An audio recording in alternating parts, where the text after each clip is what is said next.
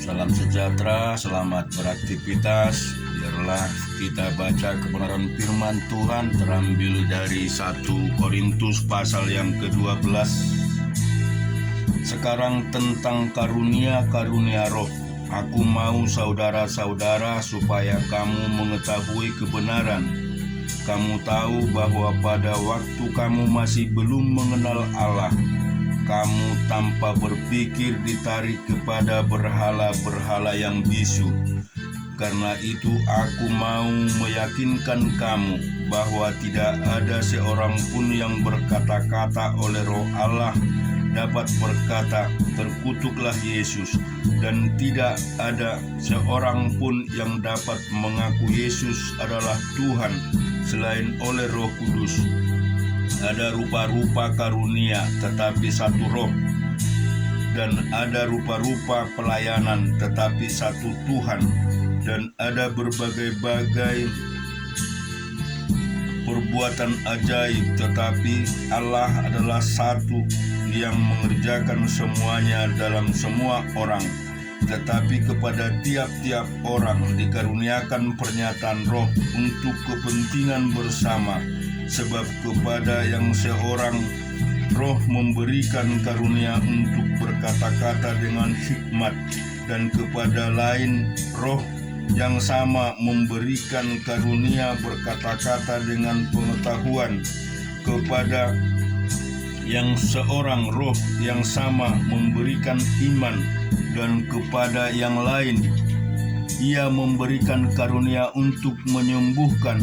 Kepada yang seorang roh memberikan kuasa untuk mengadakan mukjizat, dan kepada yang lain ia memberikan karunia untuk bernubuat, dan kepada yang lain lagi ia memberikan karunia untuk membedakan macam-macam roh.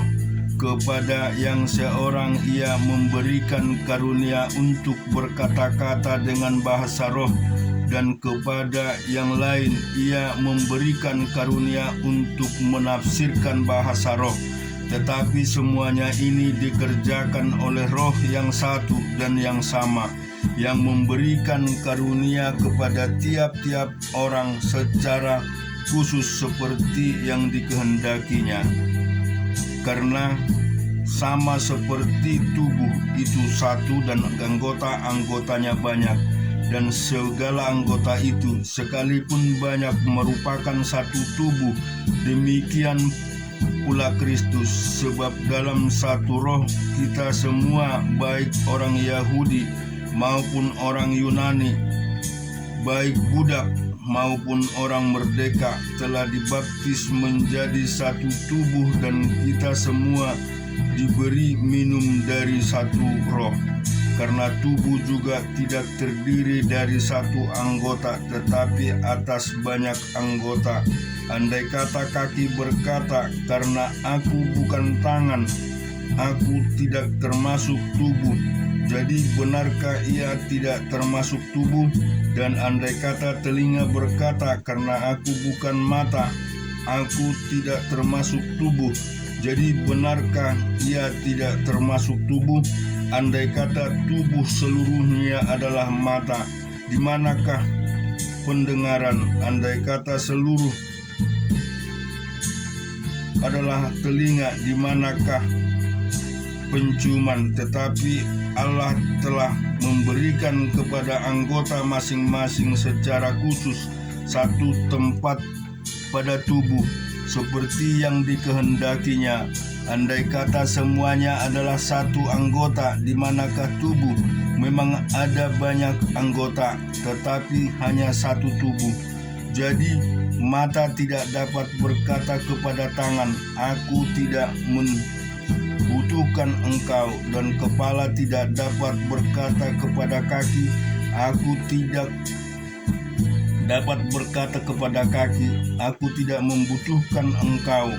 Malahan justru anggota-anggota tubuh yang nampaknya paling lemah yang paling dibutuhkan, dan kepada anggota-anggota tubuh yang menurut pemandangan kita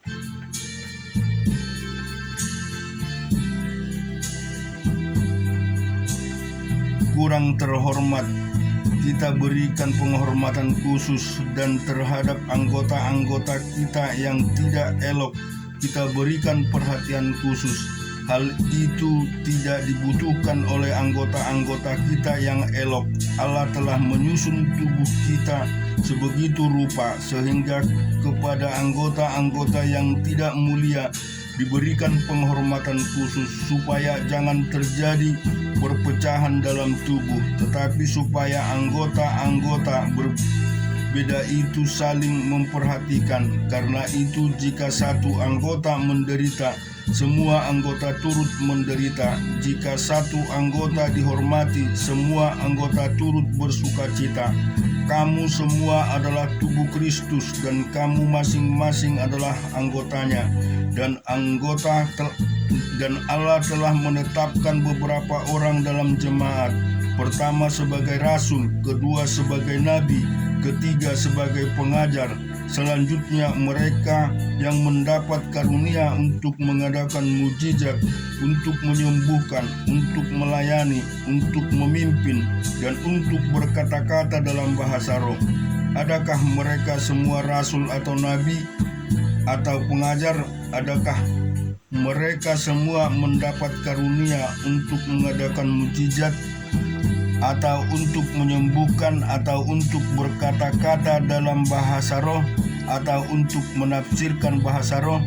Jadi berusahalah untuk memperoleh karunia-karunia yang paling utama, dan aku menunjukkan kepadamu jalan yang lebih utama lagi.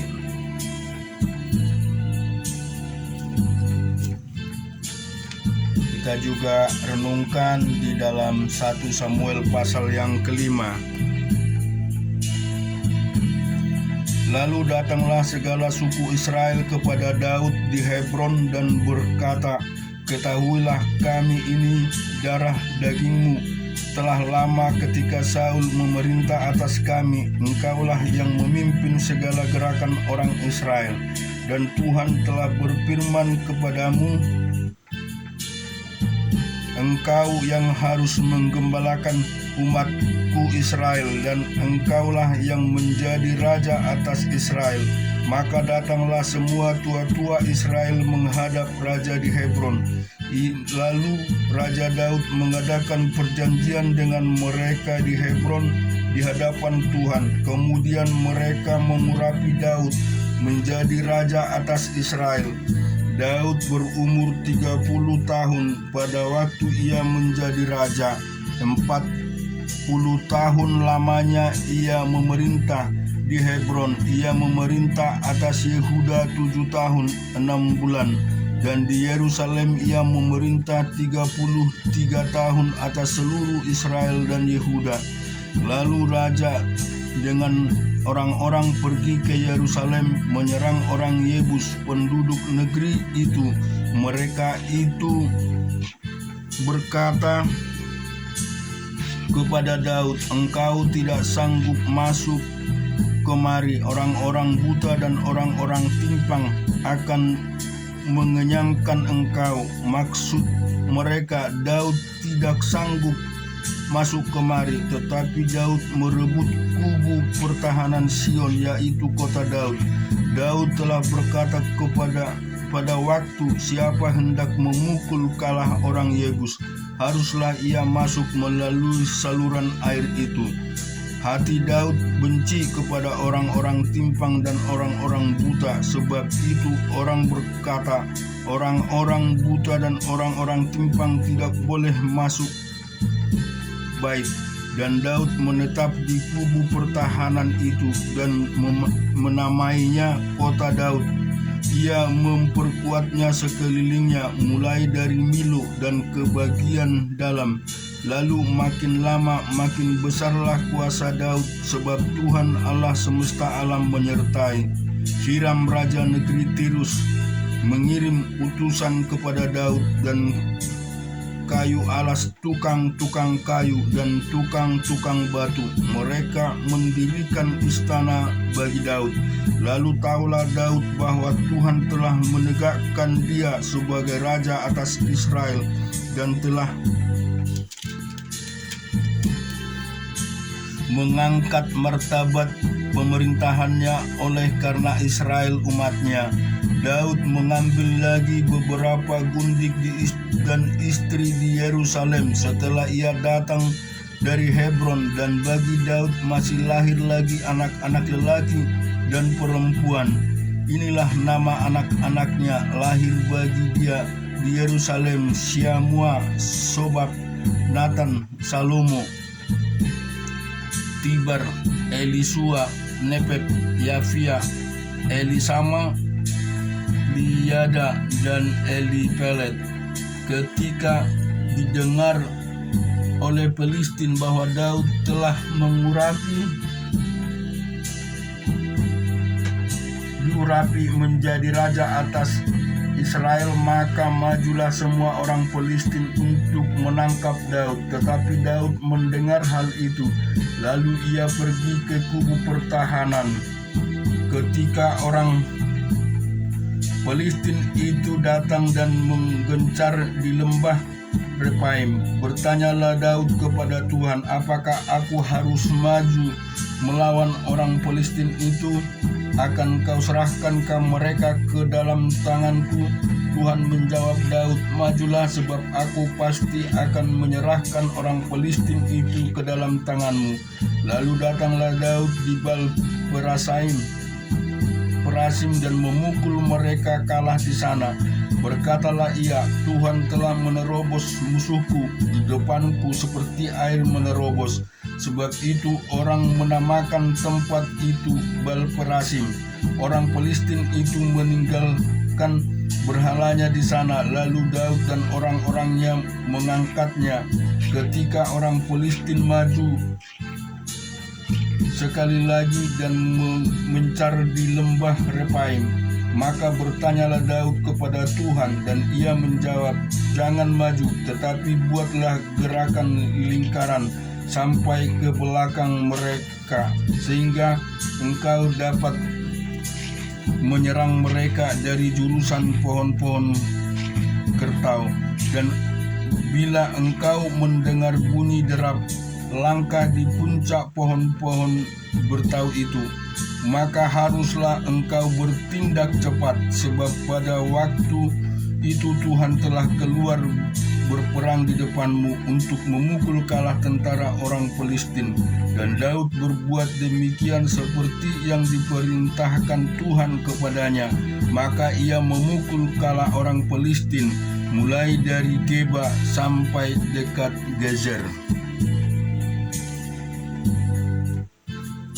Kita juga baca firman Tuhan di dalam Yesaya pasal yang ke-60. Bangkitlah menjadi teranglah, sebab terangmu datang dan kemuliaan Tuhan terbit atasmu. Sebab sesungguhnya kegelapan menutupi bumi dan kekelaman menutupi bangsa-bangsa, tetapi terang Tuhan terbit atasmu dan kemuliaannya menjadi nyata atasmu. Bangsa-bangsa berduyun-duyun datang kepada terangmu, dan raja-raja kepada cahaya yang terbit bagimu.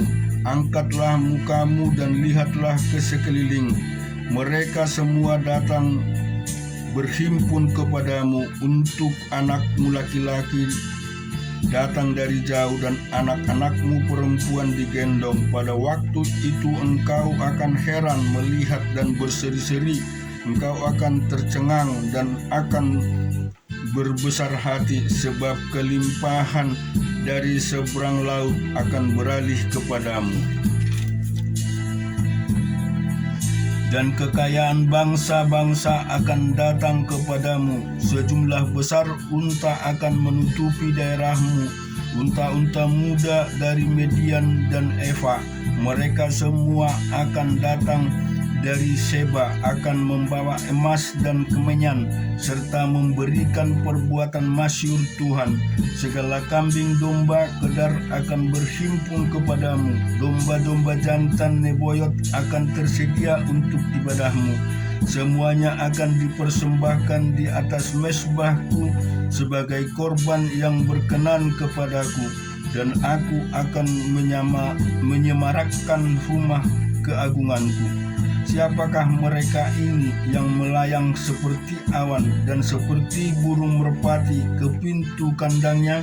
Sungguh akulah yang dinanti-nantikan, pulau-pulau yang jauh, kapal-kapal Tarsis berlayar di depan untuk membawa anak-anakmu laki-laki dari jauh.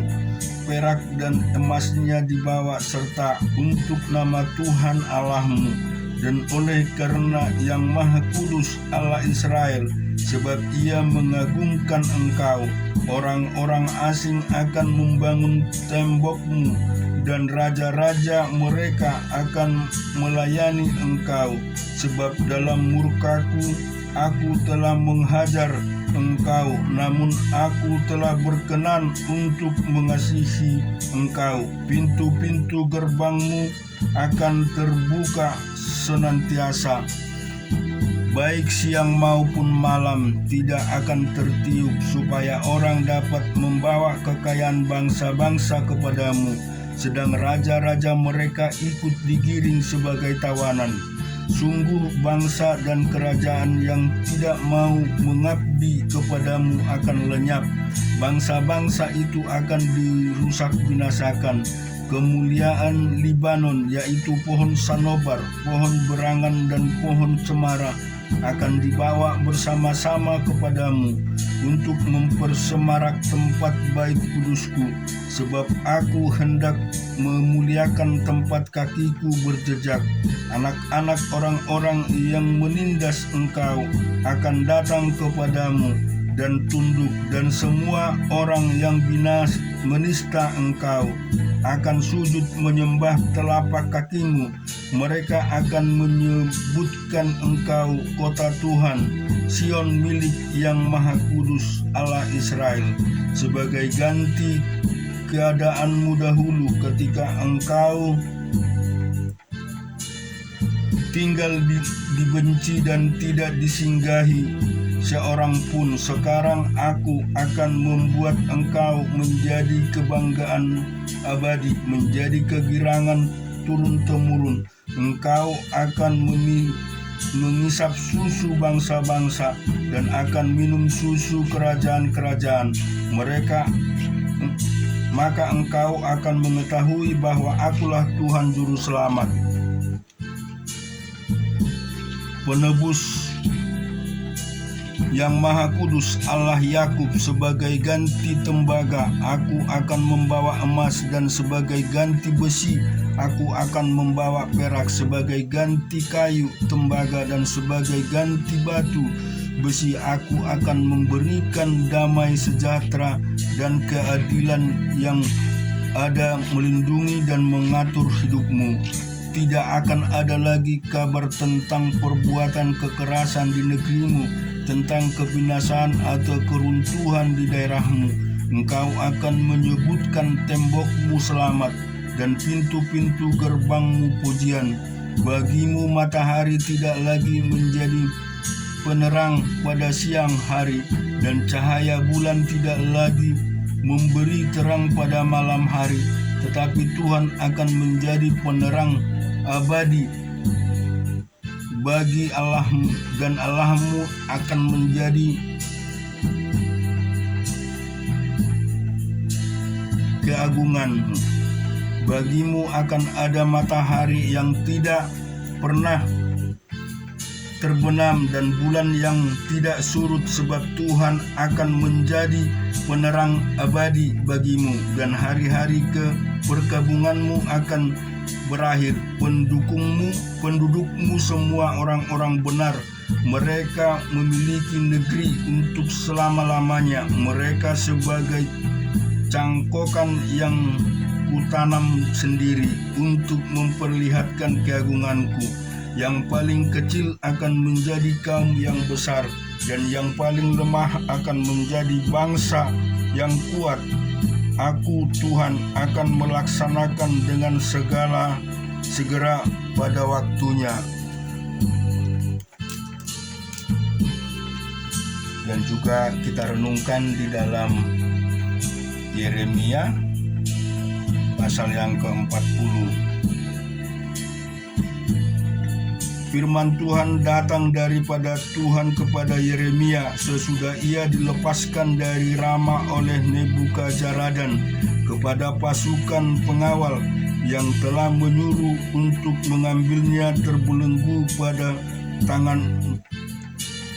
tangannya di tengah-tengah semua orang buangan dari Yerusalem dan Yehuda yang hendak diangkut ke dalam pembuangan di Babel.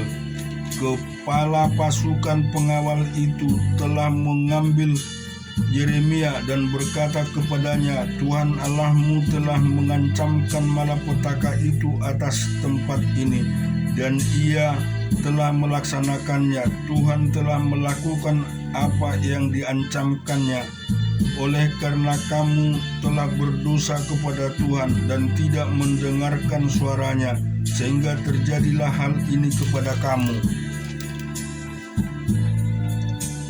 Maka sekarang lihatlah, aku melepaskan engkau hari ini dari belenggu yang ada pada tanganmu itu. Jika engkau suka untuk ikut pergi dengan aku ke Babel, marilah, aku akan memperhatikan engkau. Tetapi jika engkau tidak suka untuk ikut pergi dengan aku ke Babel, janganlah pergi. Lihat, seluruh negeri ini terbuka untuk engkau. Engkau boleh pergi kemana saja engkau pandang baik dan benar. Engkau boleh kembali kepada Gedalia bin Ahikam bin Safan yang telah diangkat oleh Raja Babel atas kota-kota Yehuda, dan tinggallah bersama-sama dia di tengah-tengah rakyat, atau kemana saja engkau pandang benar, pergilah ke situ. Lalu kepala pasukan pengawal itu memberikan kepadanya bekal makanan dan suatu hadiah, kemudian melepaskan dia pergi. Jadi pergilah Yeremia kepada Gedalia bin Ahikam dan di Mispa, dan diam bersama-sama dengan dia di tengah-tengah rakyat yang masih tinggal di negeri itu.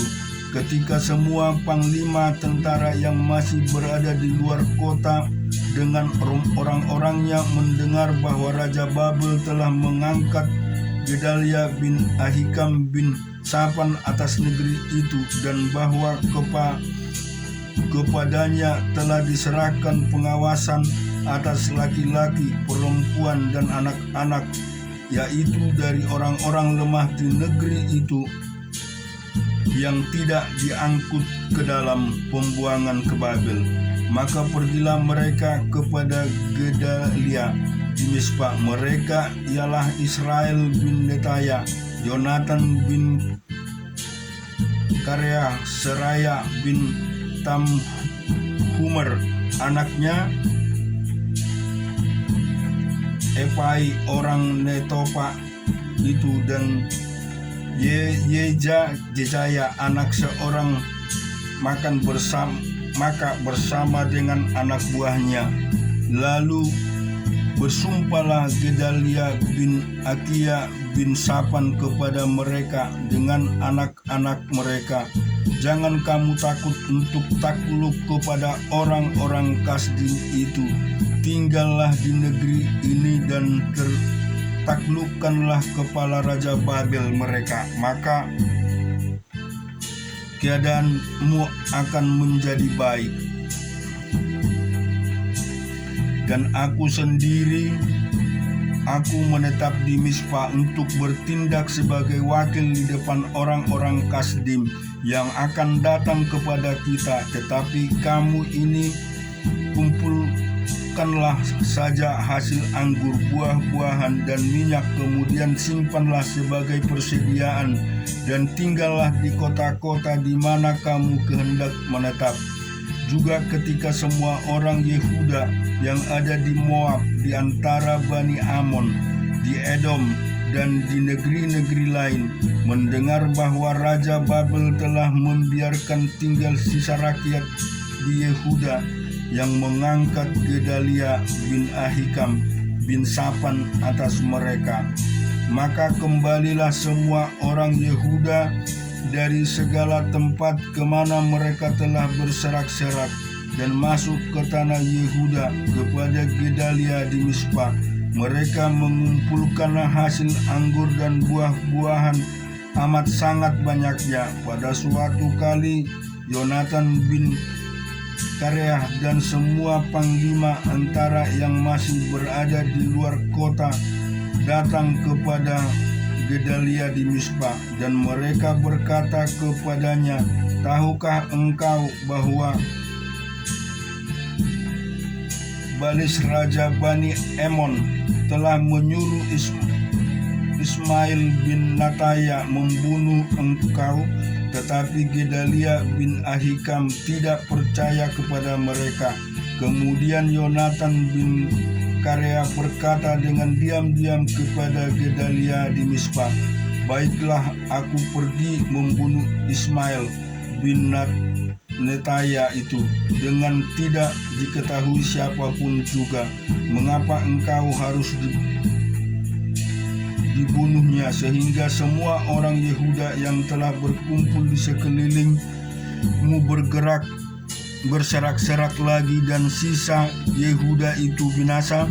Tetapi Gedalia bin Ahikam menjawab Yohanan bin Kareah, "Jangan lakukan itu, sebab yang kau katakan tentang Ismail itu adalah bohong."